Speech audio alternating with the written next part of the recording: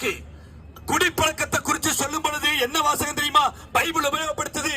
ஐயோ யாருக்கு வேதனை, யாருக்கு துக்கம், யாருக்கு சண்டைகள், யாருக்கு காரணமில்லாத காயங்கள், யாருக்கு ரத்தம் கலங்கின கண்கள், மதுபானம் இருக்கும் இடத்தில் தங்கி தரிப்பவர்களுக்கும் கலப்புள்ள சாராயத்தை நாடுகிறவர்களுக்கு தானே பைபிள் சொல்லுது. சொல்லிட்டு கடைசியா முடிக்கிறப்போ மதுபானம் ரத்த வருணமாயிருந்து பாத்திரத்தில் பளபளப்பாய் தோன்றும் போது நீ அதை பாராதேன்னு பைபிள் சொல்லுதுங்க. கவனிங்க, மதுவை குடிக்காதேன்னு சொல்லல, மதுவை பார்க்காத.